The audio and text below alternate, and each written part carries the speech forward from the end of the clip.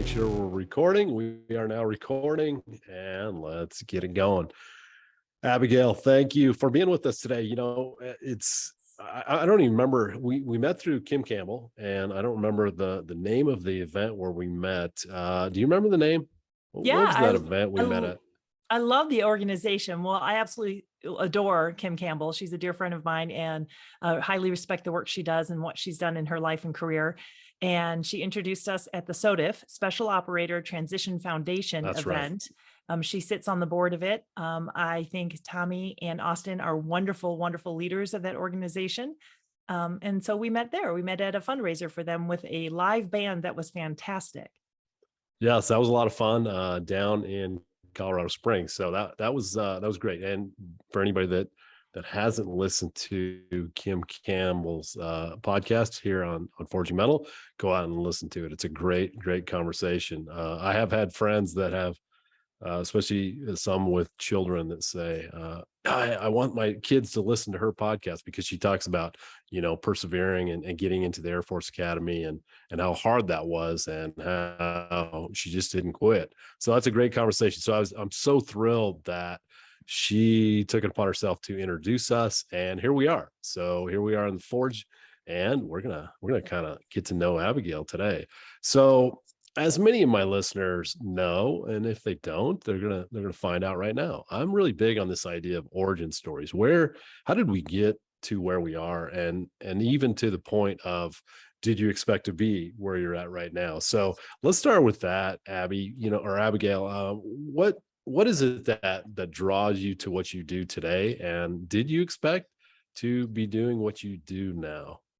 Well, if anybody's watching the video, they can see this huge smile on my face, and I didn't want to start laughing while you were talking.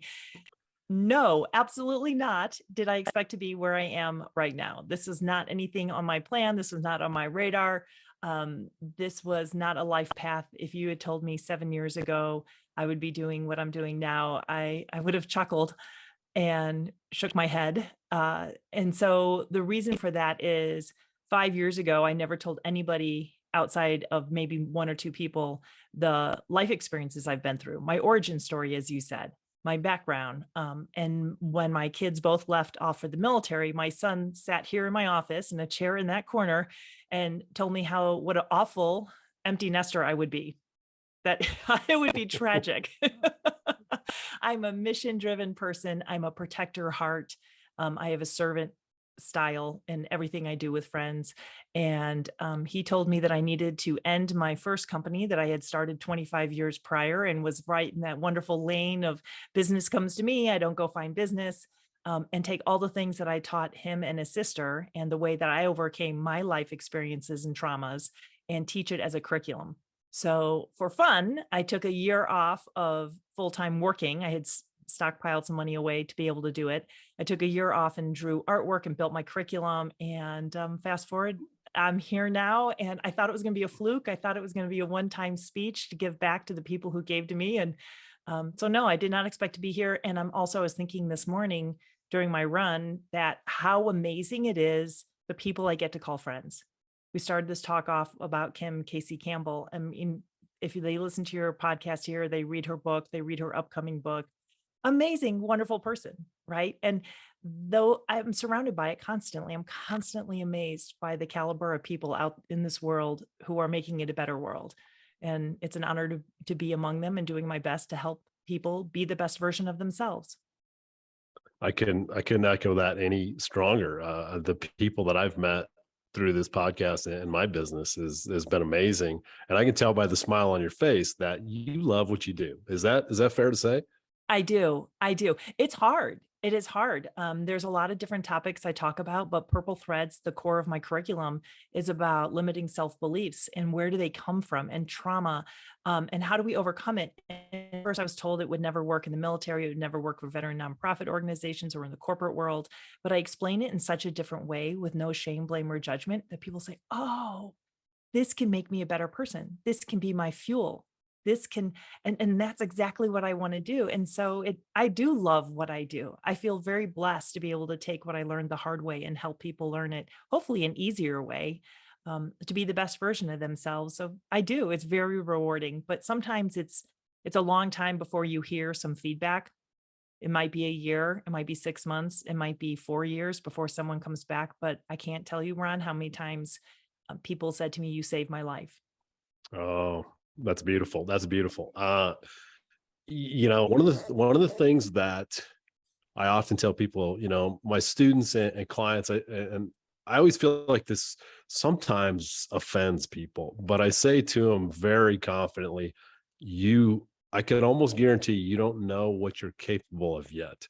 So when you talk about self-limiting beliefs, tell us more about that. What is that? How does that get in our way, and how do we work with that? Absolutely. So let me explain what Purple Threads is. So if people know my background, my origin story is I grew up in the North Shore of Chicago. Let's start with that. I was one of those people from the outside perspective, you would say is an overachiever. I was an athlete. I was student council president. I won the big school awards. But what people didn't know what was happening inside the home. So I grew up with childhood abuse by both of my parents. Later ended up going through domestic violence, and I landed in the pit of PTS. And that's where a lot of my curriculum came from, is how did I get out? How did I become not only a survivor, but a thriver? My goal is that we just don't get through the world, but we rejoice and we enjoy and we make the world a better place. And so purple threads, the reason for the color of purple is that purple is the color of courage, and it takes a lot of courage to look within. And if you think of someone who's knitting a sweater, my mother was a knitter. And what I realized over time was that all those purple threads were lies. All those things, you're never good enough, you're not liked, you're not wanted here, you're never going to make it. Nobody really wants to be around you. Look how stupid and dumb and ugly you are, blah, blah, blah. So if you know anything about gaslighting and grooming, yes, you believe them. So you believe you're purple. You really believe that you are. And you look down and you're wearing this entire sweater of purple, and you think the entire world can see it too. So you play big, or you play small, or you feel like an imposter, or you don't speak up, or no matter what accolades you have, what job you rise up to, it's never good enough. You always have that seed of doubt in your mind, right? Or you don't go for things because you know you're stupid, you're dumb, whatever that limiting thought is. And those come early on in life. And so purple threads, when you identify them and you see them and you know where they come from, you can pull them out. You can rewire them. You neurologically restart our brain and our base level of knowing who we are. So purple threads are limiting, I think PT, limiting personal thoughts connected to past traumas that become physiologically tied to what we think, say, and do. Think is cognitive science, say is communication, and do is behavioral sciences. So my double major at Indiana University is that. And so I weave all of it together to build this curriculum where people can recognize that's a lie. So Ron, if I told you that one of mine was I was stupid, right? I was told how often physically, emotionally, and beaten and stuff, like how stupid I was. Well, it turns out I was dyslexic. So if you know that about me, and I'm starting to, you can see my stress going up, and I can say, oh, I'm so stupid, I bombed that test, like for your students. You can say, you're not stupid. We're going to stop right there. We're going to back it up. We're going to reframe that. And I have a creative, brilliant mind that's dyslexic and thinks in unimaginable levels of ways. And I can soak up information. I can put random pieces together. You're brilliant. You're brilliant. Let's just take a breath. And then we teach life skills, self-regulate. And now let's try it again. And then I build this. Oh, I'm sorry. Go ahead. No. Continue, please. And I was just going to say that the two key things is it builds unity. Then I start believing in myself. I have the power to remove those. So it's my responsibility. So the first step of Purple Threads is self-awareness, knowing where that comes from. And that's a routine curriculum of Purple Threads. The second step is self-ownership. So you have power and control over what you think. You have power and control over what you do, not someone else. You. Doesn't matter what's happened to you in your past. You choose how to respond to it. You choose what path you take forward. And then the last step of it is self-commitment, because I use commitment more than self-care. If I do self-care, Ron, I won't do it. It falls off my calendar, right? But self-commitment, I'm a mission-driven person. If I sign up for a race and I have to run a certain number of miles, I'll do it, especially if I'm signed up with somebody else. So I try to make my self-care an actual self-commitment on my calendar. I literally will mark it out in my calendar where I have to go do things that I love to do. So those are kind of the 3 steps to it, but it creates unity, like it creates a trust. So if I know you care about me, you will say, "You are not stupid." That is a purple thread. Or you could just say PT to me. And then I can build my own confidence. And then I can look at you. We hold each other accountable. I trust you. Or conversely, that's how we learn who are manipulators.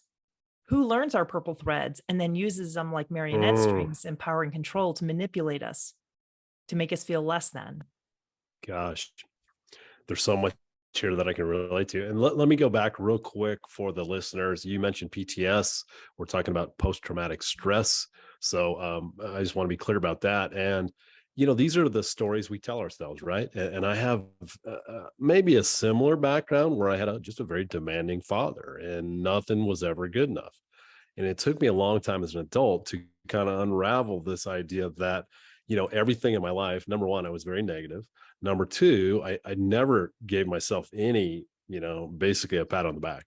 And it took me a while to understand this was the way I was raised. I never got a pat on the back. I was never told, proud of you. Nothing was ever good enough. And so I had internalized that. And that was the story I told myself for many, many years until I really it took a lot of work, but I dug into that and started to understand I was very negative and I needed to change that. And I also needed to give myself some grace. And so I think everybody out there, I don't think you and I, Abigail, are alone. I think there's a lot of people out there that struggle with this kind of a thing. And I also like to say, and I feel like I stole this from somebody. I don't remember who it was, but I really love it. It's not your fault, but it is your responsibility, right? Our parents do the best they can, and sometimes they make a mistake.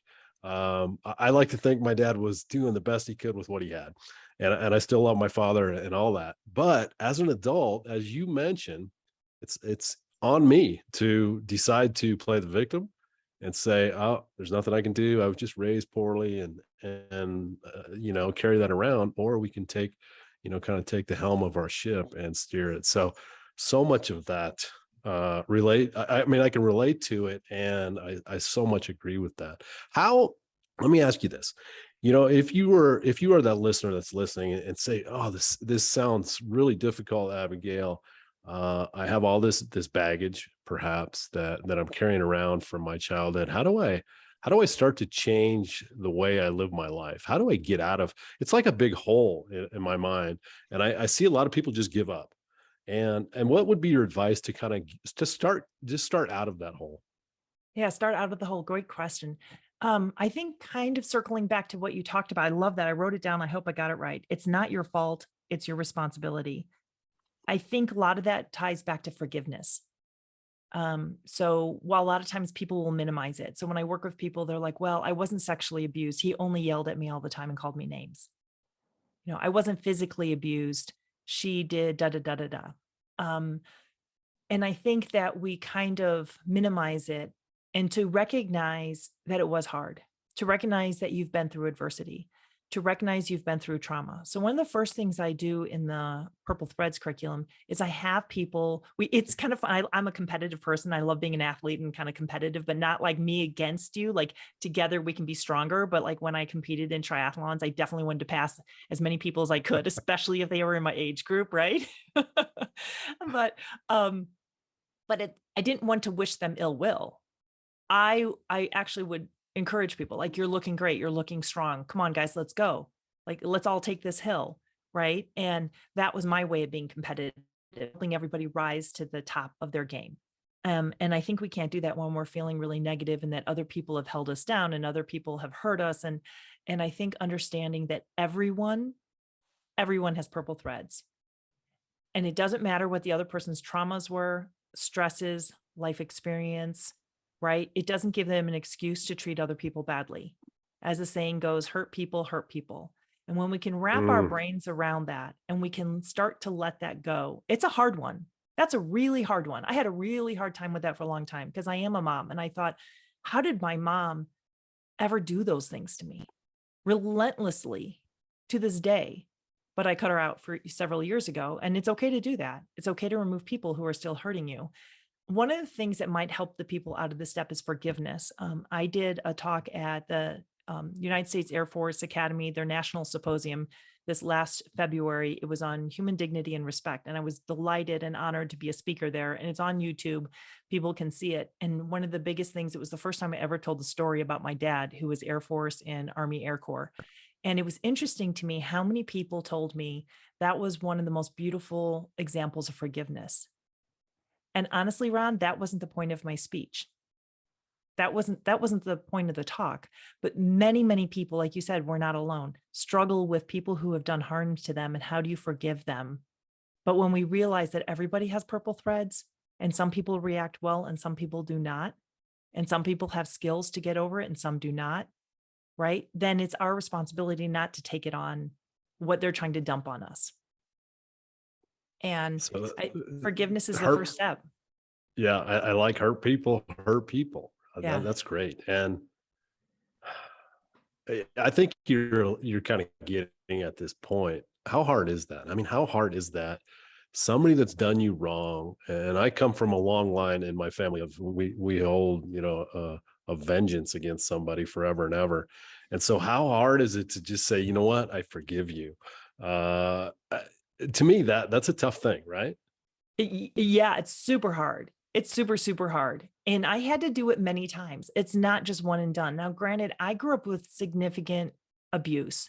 And so I didn't realize it and get help when I was 5, when I was 10, when I was 12, right? So the longer you believe these things, the longer it's carried and been your origin story, the harder I think it is to undo it. However, you absolutely can. And I think most people are afraid. Like, I don't want to open that door. I know I felt that way. I don't want to relive those things. The brain does an amazing way of hiding a lot of those things into locked file drawers.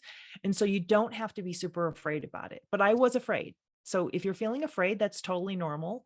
And then you can take a step back as needed, and then take more steps forward. So fortitude is just believing in yourself and moving forward relentlessly, but it's also stopping and taking a break. It's also tabling something, going to counseling, and then having something fun afterwards so that you can look forward to it, that you just don't get stuck in rumination over this harm. And another key to me was I have always been a person of love, respect, and kindness. And that's what made me very different in my family of origin. I was always about love, respect, and kindness. And I'm just hardwired that way. I'm not exactly sure why. Maybe I grew up seeing the opposite. And so I know when I was 8, I made a vow in my mirror that it would end with me. But it's also been who I am. And I choose, it's the hardest person for me to have learned to love, but I choose to love myself. And when you really love yourself, you realize you don't want other people contaminating you. You don't want other people weaving in purple threads, lies that are going to hold you down. You realize that you are worthy of good people being around you. You're worthy of healthy thoughts running through your head. You're going to have enough self-doubt in life whenever you change a job, whenever you transition from, for your audience, maybe in college into the working world. You're now a new CEO, or I hear the other end of it. I'm too old. Why would people want to listen to me anymore? I work with CEOs, I work with students, and I hear purple threads, but that run the gambit, but they're all the same. They're all the same. They're all where I wish I had more in my life. I wish I believed in me more, and not this unworthiness statement. I'm smiling. Anybody that's watching my YouTube video and watching me smile as you talk, I just finished. I'm a little late to the party, but I just finished watching Ted Lasso, and in the series, which I would recommend it. It's good. There's a performance psychologist, sports psychologist that's a part of one of the characters, and she says the truth will set you free, but first it's going to piss you off. And I just love that. I heard you say, so a lot of people will not dig into that because they don't want what they're going to find. They're not going to like. It's going to be uncomfortable. It's going to be hard, and so they just avoid it. And I think that is a good thing for all of us, including myself, to take away from what you just said is we got to do that. We got to go in there and do that hard work, because that's the only way we're going to get through to the other side, which I think is so important. Absolutely. 100% agree. And it can become really fun when you see it and when other people see it, and how much happier and better your life is. And then for me, it was my responsibility to create the world and the type of family I wanted when I became a parent, right? So I have a daughter and a son. And that was my mission. That was my focus. What is the right thing to do? It takes a lot of emotional effort. It takes a lot of extra bandwidth. You don't just come home from work. I worked full time, but I ran my company out of my home and go upstairs and be like, I'm tired. Of course you're tired, right? Of course you're tired, but you still get up and do the work and you feel better about yourself. I see people who take handouts or take the easy, quote unquote, easy way, and they're not really proud of who they are. They're not proud of their accomplishments. I am really proud of who I am and where I've battled and where I've lost. I've been knocked down too many times in my life to count. And I always stood back up eventually. And it's okay. There's no shame, blame, or judgment. And when you start thinking, if people know the term gaslighting and grooming is gaslighting done to kids, you feel like you're crazy. You feel like this was really your fault. You know, Ron, you might have said, well, I'm just a negative person and that's just who I am. Right. And that's a choice to be able to say, no, I'm not crazy. We respond according to our life experiences. And that's why I don't call it PTSD. I don't think it's a disorder. I think it's an absolutely normal response to abnormal life situations. It's totally normal. And when we do that, when we take the pressure off, why are you like that? What's wrong with you? Why are you acting this way? Rather than judging people, what I call finger pointing language or shame, blame, and judgment, if we look at people with curiosity, I wonder why that person is that way. I wonder why that person shows up grumpy every day. What's happening in their world? And we meet them with the expectation of the behavior we want them to have, then it can shift their world. So Eleanor Roosevelt had a saying about people live up to your expectations of them. I'm butchering her quote, but you get the point. Like, people will rise or fall to your expectation of who they are. People will rise or fall to your healthy boundary lines of how you allow people to treat you, how you allow people to talk to you. And if you say, I believe in you. So when someone is not doing a good behavior, let's say they're counterproductive or self-sabotage, I would say something like, I believe in your ability to figure this out. I believe in your ability to get over this obstacle. Because I do believe in people's ability. And then when they start hearing that, they can start believing it. It rewires their thinking process. Boy, if I can add a quick story, there's so much that I like. I often coach my students on, I'll do some coaching for like a big interview that's coming up. And I would say my track record is pretty good. A lot of my students, even companies like Apple, they come back and say, oh my gosh, Ron, I got the job. And I think to myself, of course, I say, you did the hard work. I just did a little small part, but I also I think about it and I say, what did I do that was so magical? And I don't think there's anything magical. All the stuff that I shared with them, you can find this with a quick Google search. It's common knowledge, right? To how to really to do an interview well. But here's the thing. The last thing I usually say to all of these these students that come in is say, I believe in you. You got this. And I believe that is what puts them over the edge. It's just somebody that they respect saying, I believe in you. And I can't echo that enough of what you're saying. How many times do we say that to people? And I also think we don't grasp how powerful that is, just to be able to say that. And again, I don't think I think it has to come from the right person and said in the right way. It can't be trivial, and it should be coming from somebody we respect. But I guess my message to the listeners is try to say that more often. Tell somebody you believe in them and see what that might do to them. I'm really big on this idea of empowering people to be their best selves. And they've just been waiting for somebody to say that to them. So thank you for saying that. And I could not be more in agreement with what you just said. Yes. And I'm going to jump in real fast. I think it is magical. I know it's magical. What you give is magical. It is powerful, especially to someone like me who heard the exact opposite the whole time growing up. So I believe in you is powerful. And also when someone's really going down the wrong path. So you're talking about someone on the adverse spiral. It starts with stress and depression and addiction. If they're starting to drink too much or whatever, then I will say, I believe in your ability. Like, you have the ability to make the decision to drink or not to drink. I believe in your ability to make good decisions. Even if they're not making good decisions right there in their moment, it kind of helps them say and remember how they have the empowerment. And in your inner circle, I would say change. And you're right, it's all about trust. You can't just throw it around to other people. Like, you don't even know me, lady. How do you believe in Yeah. me? Right. But if you have someone in your inner circle, we talked about having close relationships, even if it's one person that you know you can call, is with those people, change the believe to know. I know in you. My son is the one who pointed that out to me. He called me up and he's got this wonderful sarcastic humor. And he said, Mom, you never believed in me. And I said, you're right. Not once, never. Because never, ever, ever. And I started laughing. And I said, okay, where is this going? And he said, Mom, truly, you always knew in me. You knew it. You knew with every fiber that he was severely dyslexic. He's like, you knew I was brilliant. You knew I was going to read. Everyone around me and told me I was never going to read as a sixth grade level. I was never going to make a life for myself. And you knew in me. And then, like you and I were talking, we did the hard work. I changed school district policy about dyslexic kids. I got him out of that school into another school, had to petition. It took a long time to get him in there, but the best reading specialist in the district was at that school. My son was going to go to that school. Right. And so you find a path to get from here to there, and in a couple people, and it literally will change their lives. I had a previous guest, Juliet Hahn, was dyslexic, and boy, I need to get you two in touch, because both of you have overcome.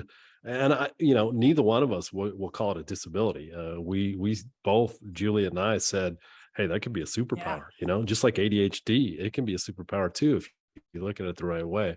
So I love that you guys have said, "Hey, wait a minute. Just because I have this doesn't mean I can't be successful too." And I think that's a great message for anybody out there that, again, uh, I feel like society too quickly labels things, as you said, as a disorder, or there's something wrong with you. No, it just makes you unique. All right. There's plenty of very successful people with dyslexia and ADHD, or any number of things. So, again, it goes back to that idea. I can just throw my hands up and say, I can't do anything about it. Right. I say that's a cop out. And a lot of people don't like it when I say that. When people say, that's just how I am, that's who I am, I can't change that, I go, that's a cop out. You just don't want to do the hard work. Now, I'm being a little, maybe a little harsh there. I think they need to be unlocked, kind of understand how they can do that hard work. But for everybody that's listening, you too can change. Let's I really am fascinated by this idea of, I do use the word PTSD. And I like what you're saying though. But I'm really fascinated by the idea of some people that have experienced trauma.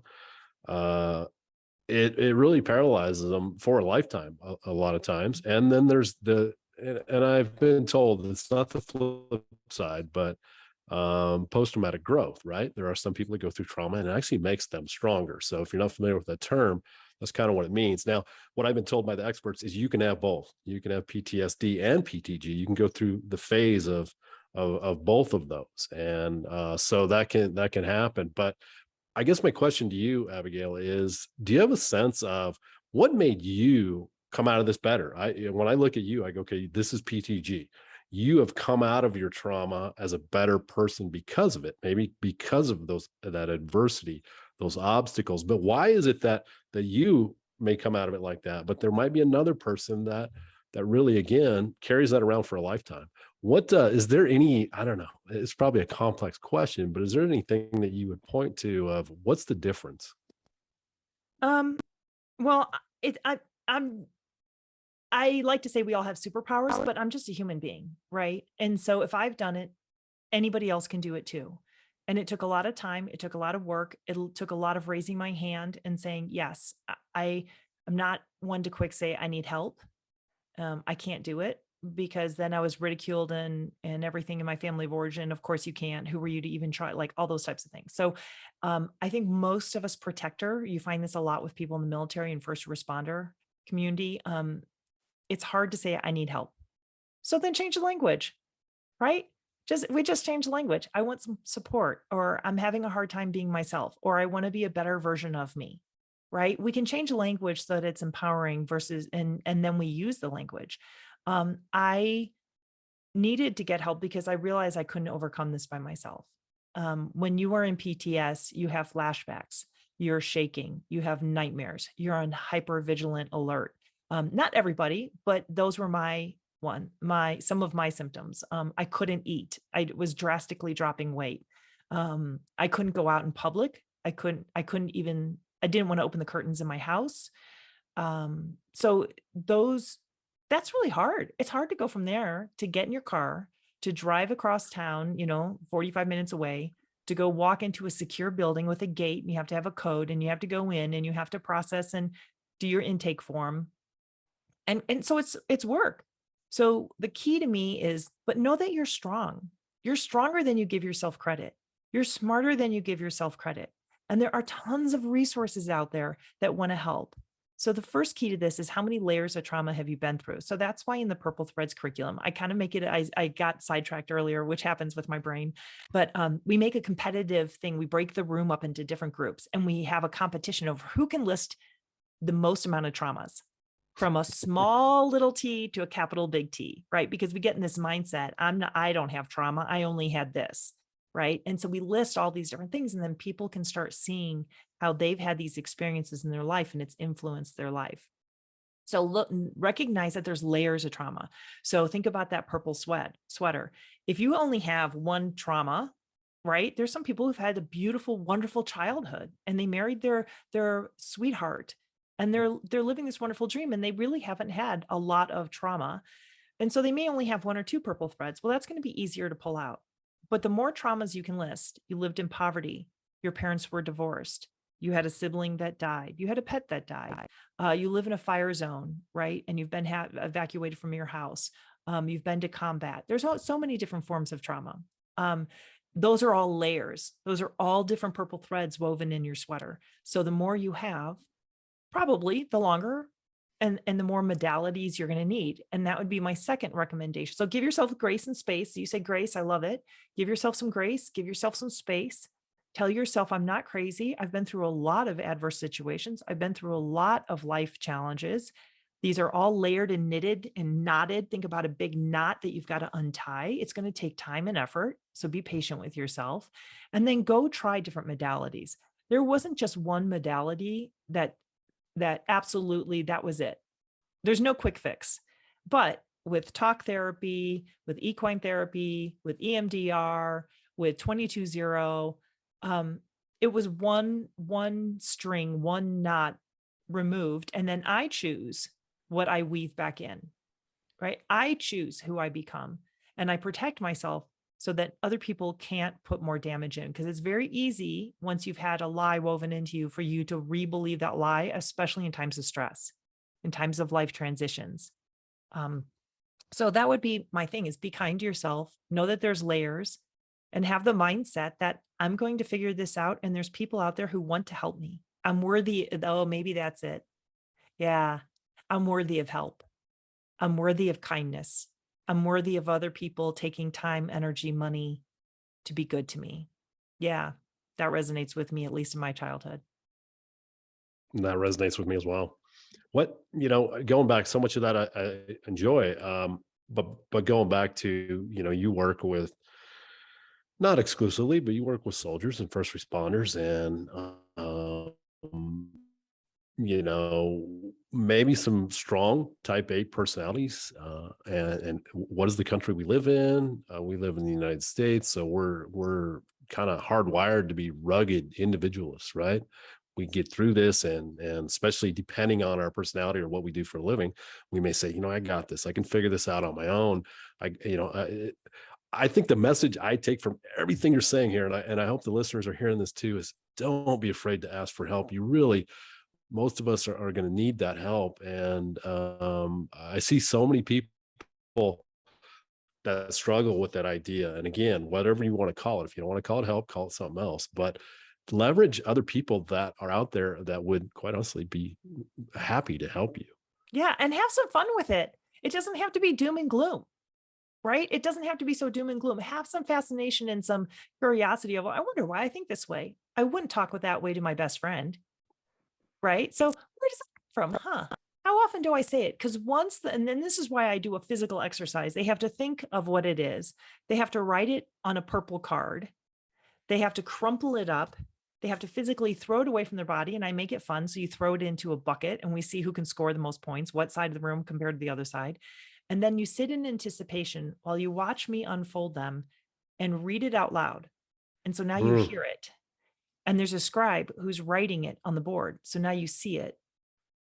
So neurologically, we're rewired, like we're hearing it, we're seeing it, we're thinking it, we're feeling it, and there's a body response. So when you're feeling stressed or you're feeling a purple thread, your body will give you a warning trigger that you're feeling stressed, that you're feeling, for lack of better words, fight, flight, freeze, and fawn, that you're going to be attacked. You either got to go towards the problem or run away from the problem.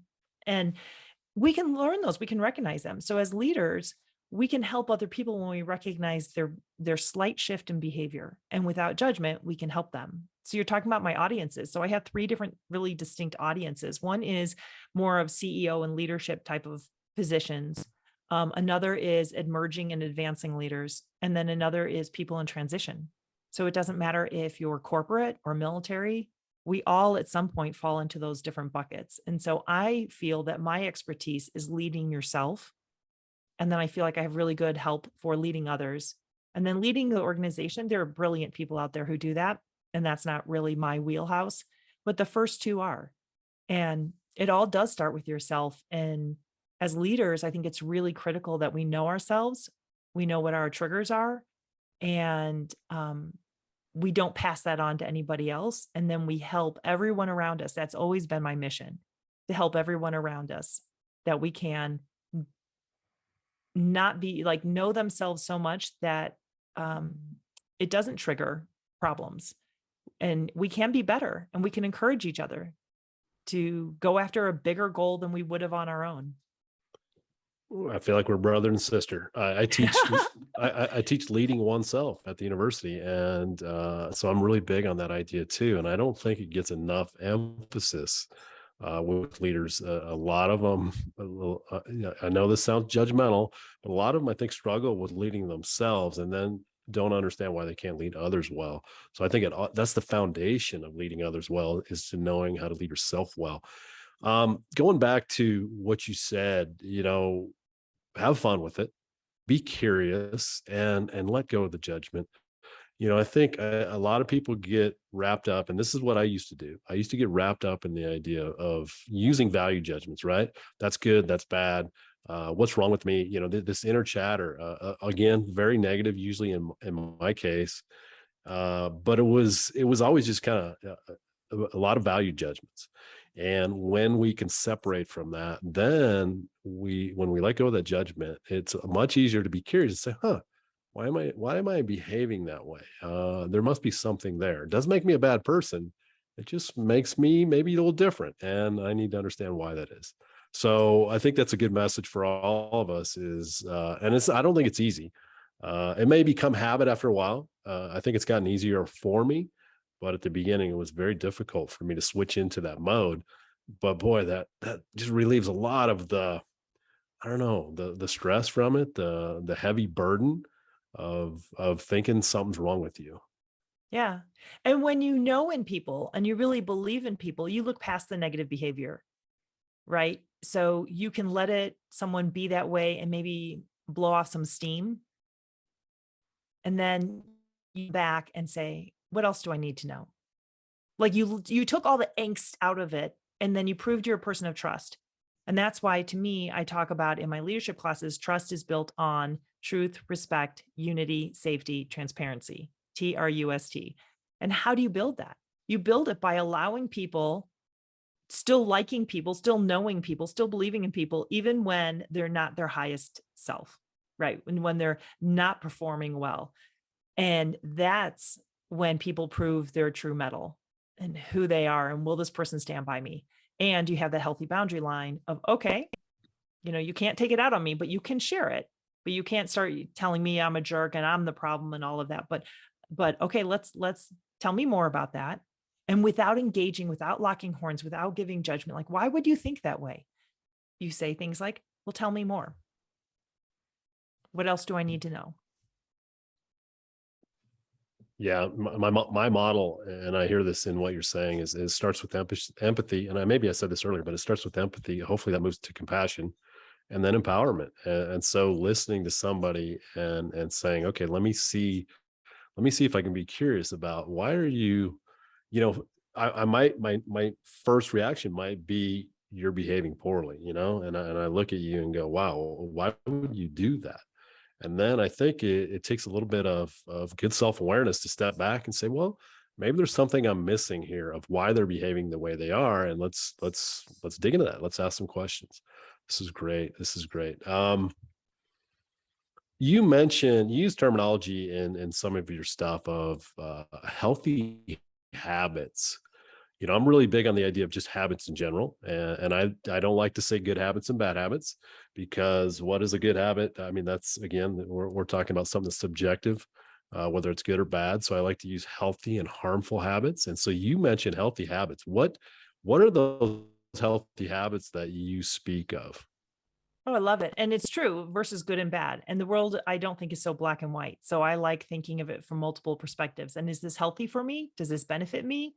Or is this harmful? Is it hurtful to me? So having that as the scale. And you can take a healthy habit, such as triathlons, right? Training, exercising. And I've seen people make it unhealthy where they became addicted to it and they turn their back on everything from time with their family, spending more money on new bikes than they really could afford, things like that. So it's important, like it's not a bad habit, but it became unhealthy. It became unbalanced.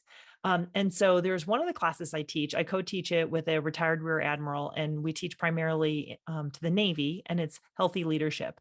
And one of the keys that we talk about manipulators. We really talk about how do we become the best leaders we possibly can, and it starts with Maslow's hierarchy. So the healthy habits, the first row of Maslow's hierarchy are sleep, nutrition, shelter, right? And ultimately, it's about belonging and self actualization. So for my healthy habits, there's foundational 8 that we really need to focus on, and we can always do a deep dive on those. But primarily, it starts with those. What are the basics, right? So I don't know what's wrong with me. I'm so like, I can't think straight. And then I think, oh, yeah, I've only been getting like 4 hours, 5 hours of sleep a night for a week. Duh, there's nothing wrong with me. I'm not stupid. I'm not crazy. I'm not losing my mind. I'm not disorganized. I'm tired, right? So think about who has a new baby at home. You're going to be tired. You're going to be tired. You're not going to get a lot of sleep, right? Drinking water. So when we know the science behind some of this, we wake up and our brains are dehydrated, right? And so when our brains are dehydrated, it feels like depression. So you get up, the first thing you're thinking of is you're slamming the snooze button and you're saying, I'm so tired. I don't want to get up. I wish I didn't have to go to work. I wish I didn't have to go to school. Why couldn't I just have an easier life? And then we march off and we hopefully brush our teeth first, but then we grab a cup of coffee, which what? Dehydrates our brain even more. And so then we feel even worse. And we're driving and we're gripping the steering wheel and we're riding on somebody else's bumper, right? And they're flipping us off. Like the world just spins out of control. So when we don't have the foundational thing. So my tip, one of the things, it's simple. Make sure you get your sleep. Make sure you start your day off with a big glass of water, drink lots of water, good water, right? If you have caffeine, you have to have an extra cup of water in addition to the cup of coffee, water that to replace it. Think about the fundamental habits that you're doing. Think about what is the first thing you think of when you start the day. Are you setting yourself up for a good mindset? Like that's a habit to wake up and go, oh, I just want to hit snooze versus the habit of, I want to have a great day. I'm looking forward to my day today, right? A lot of people they wake up and they start scrolling through their phones at their emails and they're not even out of bed yet. So, what are the little things you're doing day after day after day that are not helping you get to your goal? And I'm a big believer of when we feel depressed, and I think everyone goes through stages of blues, depression. Again, change the language so that you will talk about it, but not yourself or hard to get out of bed, discouraged, depressed. Everyone goes through that. That's totally normal in life. It would be abnormal not to feel that way at some point in your life. And then think about, how can I move? So is it unloading a dishwasher in the morning? Is it opening up the curtains and stretching and doing a little bit of yoga while you do it? But when you feel down, get up and move around. And it's amazing how the happy hormones start flowing through your body as you're doing movement. And so I'm a big believer in running. That really helps me. And I love running in the morning and I love running in nature.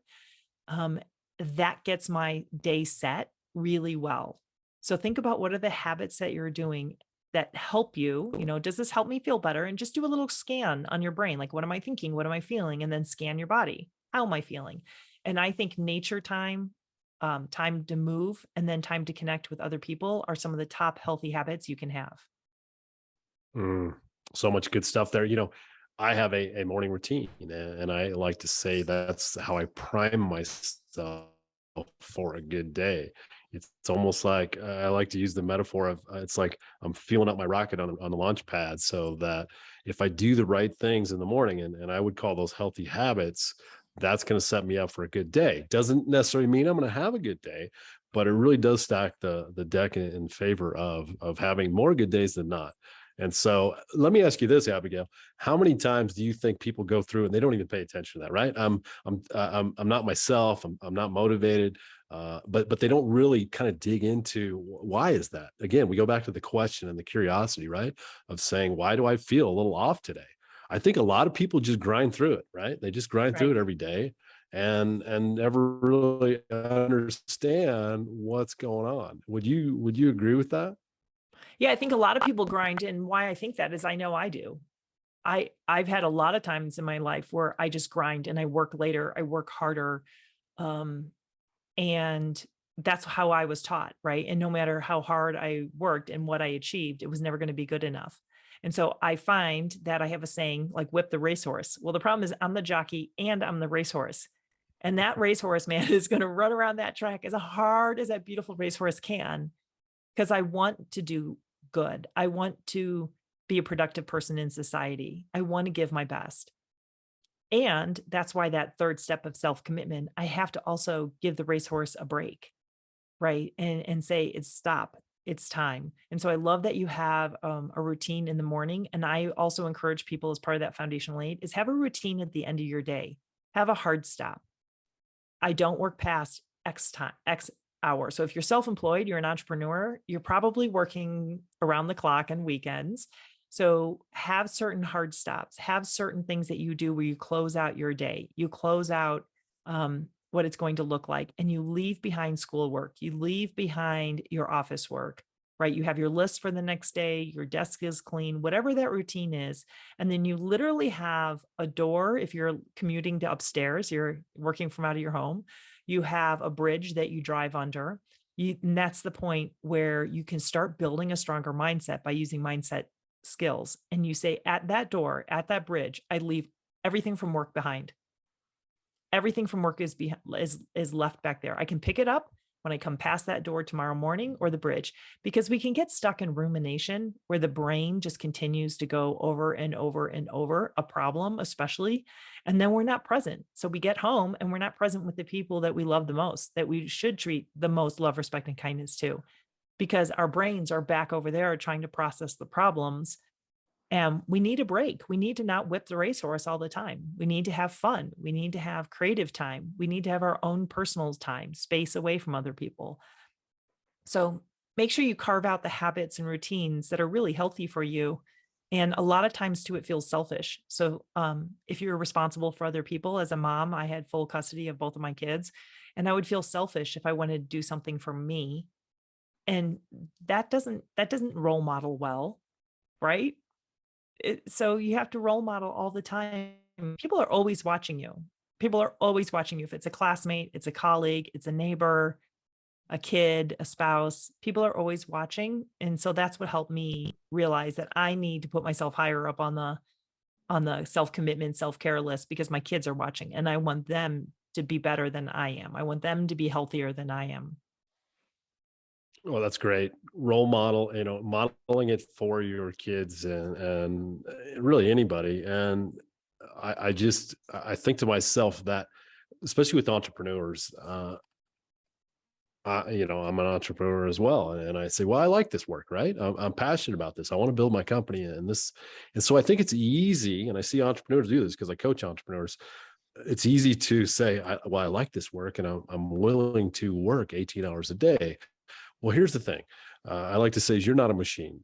You've got to, the machine's going to break down if you keep, or maybe your metaphor, you keep whipping the racehorse. The racehorse is going to quit on you.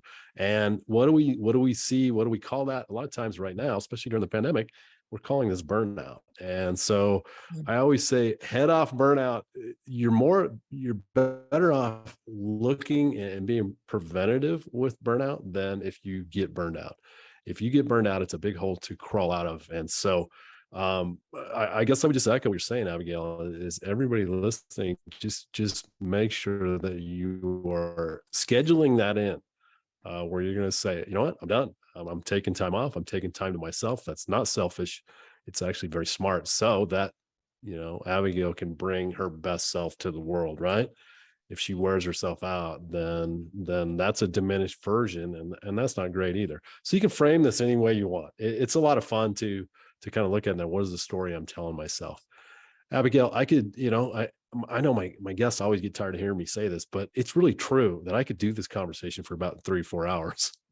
This is fun. I can tell that we have a lot of things in common, and we think alike in a lot of ways, and that's always fun. But to be respectful of your time, let's start to wrap up. What's going on in your world? How can people reach you, get in touch with you, and maybe work with you? Oh, wonderful. Well, thank you. I feel the same way. I love these conversations and I hope that they help, and always love hearing back from you and your followers. And that's the number one thing. If this helps, share it with other people. Tell other people about the podcast, share it with them, leave Ron a rating so that more people can find information that empowers them.